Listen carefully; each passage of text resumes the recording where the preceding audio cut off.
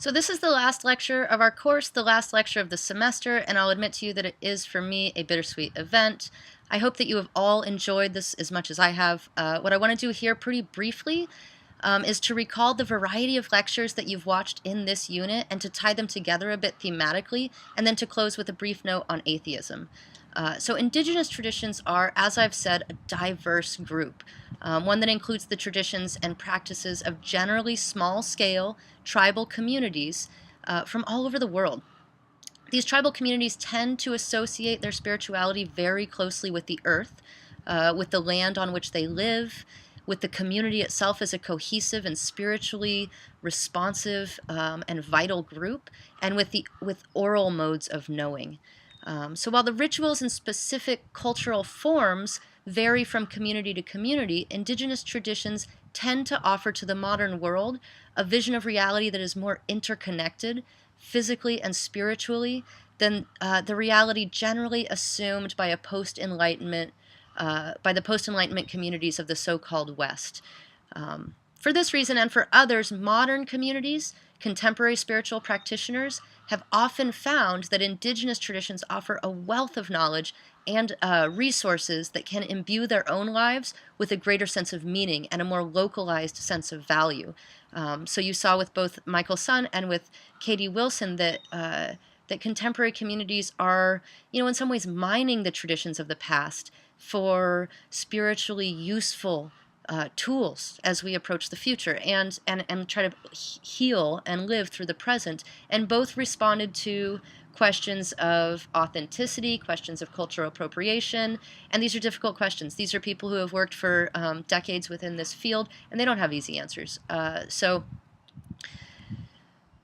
one of the characteristics that tends to unite these contemporary practitioners, one of the things about indigenous traditions that these contemporary folks tend to be drawn towards, as you may have noticed in both of those lectures by Michael and by Katie, is an emphasis on healing and positivity, a sense that the future is not altogether bleak, and that we as individuals can have a genuinely positive impact on the course that the spaceship Earth will chart into the future, and on our local communities in the present.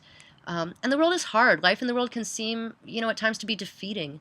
Remember back to the beginning of the semester when we talked about Max Weber and introduced his claim that the modern world, with its disenchantment, we have so thoroughly disenchanted this world that each of us are imprisoned in an iron cage of rational bureaucracy, right? And we all at times feel this, and Weber's point is one that we've all likely, if unfortunately, seen the truth of. But it is one point among many. And we might also remember Nietzsche. We might remember back to Nietzsche, who encouraged us all to burgeon, to grow, and to see the sacred as a particularly fecund form of beauty.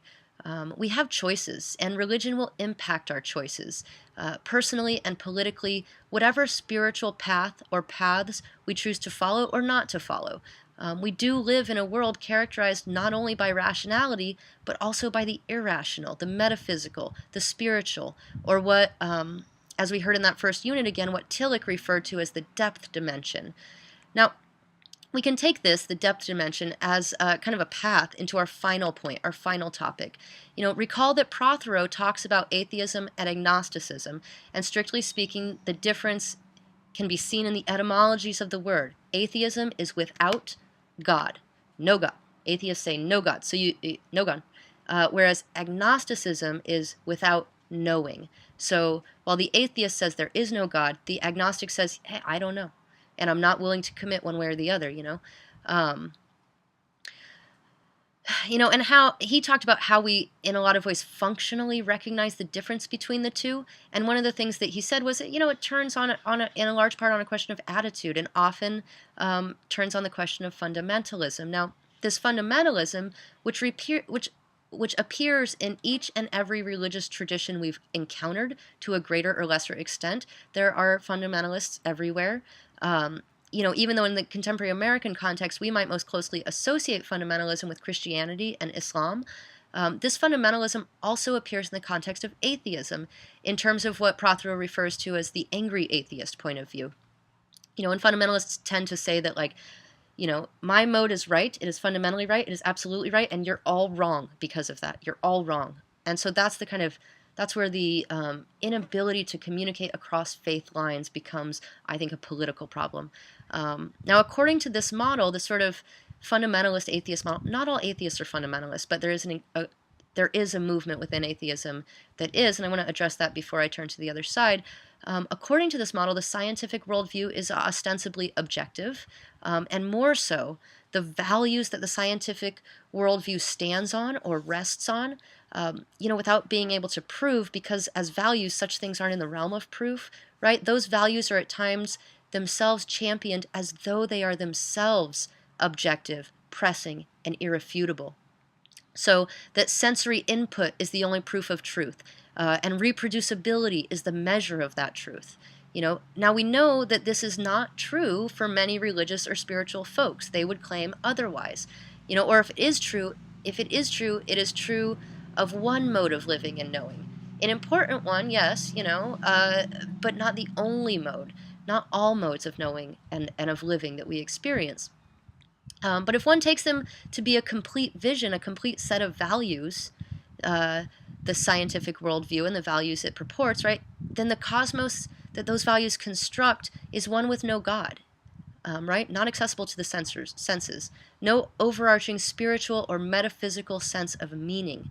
Objective, observable fact is all, right?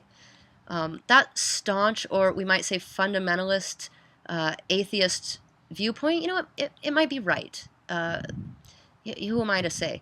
But the system that they propose is a depletion. Whether or not it's true, it is a depletion of what Tillich referred to as that depth dimension.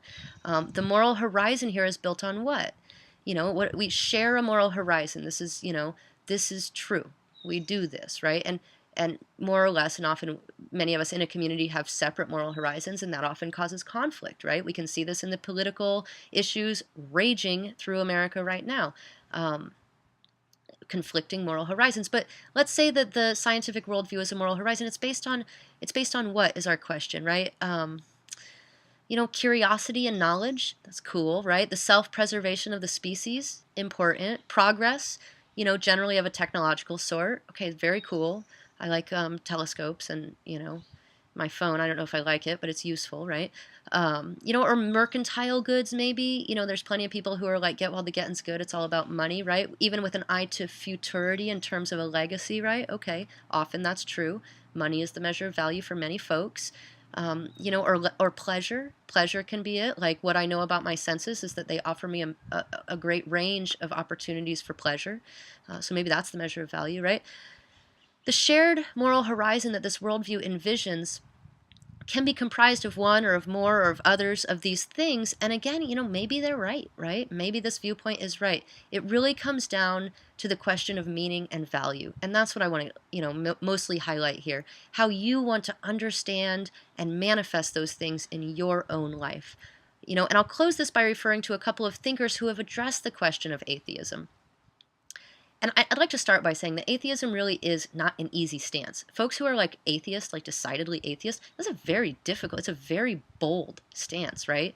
And that's represented in the first of these thinkers. Many of you have heard of Pascal's wager, which was given to us by the French philosopher René Pascal. He said, listen, should I be an atheist? Should I believe in God? And he lived in a context where that God was decidedly Christian. But we can extend it here, Pascal's wager, we can extend it here to a more sort of global or cross-traditional sort of question. But, should I believe in God or should I be an atheist? That was his question. And his answer points to how very serious a stance atheism is. He says, well, if I say there is no God and I'm right, no big deal. I die, right? That's it. Cool. If I say there is a God, and I'm right, lucky me. I have a chance at heaven. If I say there is a God and I'm wrong, no big deal. I die, right? Cool. And here's the kicker. If I say that there's no God and I'm wrong, well, then that might just be a big deal. Like eternity in the fiery pit of hell, sort of big deal, right? And again, he's working within a strictly Christian context where fiery pits of hell are the worst thing, that can happen. So for Pascal, it's just a better gamble. It's just a smarter gamble to say that there is a God, because at the end of the day, if you're right, if you're wrong, that's really what's gonna turn the scales. But that's Pascal's wager is kind of smart. It's clever, and it does point to, and I like it because it points to how very serious a stance, how very committed and in some ways faithful a stance atheism is if you're going to take it seriously. But really, it's less than altogether encouraging, and it's missing something of the sort of self-motivated authenticity of faith that we generally see running through religious traditions. It comes down to a kind of rational gamble, right? But there's another way to look at atheism, right? And here's another thought on atheism, and this is what I'll leave you with. Richard Robinson is a modern philosopher, 20th century philosopher, who wrote a book called An Atheist's Values. And I want to quote him, at some length, to give a vision of atheism that is undergirded by a sense of value and meaning, and that does not rest on a strictly rational platform. He writes, "There is no person in this universe to love us except ourselves. Therefore, let us love one another. The human race is alone, but individual men need not be alone, because we have each other. We are brothers without a father. Let us all the more for that behave brotherly to each other. The finest achievement for humanity is to recognize our predicament, including our insecurity and our coming extinction, and to maintain our cheerfulness and love and decency in spite of it, to prosecute our ideals in spite of it. We have good things to contemplate and high things to do. Let us do them." It's a beautiful quote, aside for the very clearly gendered language, and of course he meant sisterly too. But wherever you find meaning and value in this world, and however you choose to navigate your way through this complicated world that we live in, I wish you all the best in doing so with a firm sense of religious literacy to continue your quest into knowing of the world's religions different from your own, and to do so with an approach to yourself and to the diversity that surrounds you that is characterized by generosity and by justice. And yeah, I thank you all for an absolutely delightful, a wonderful class.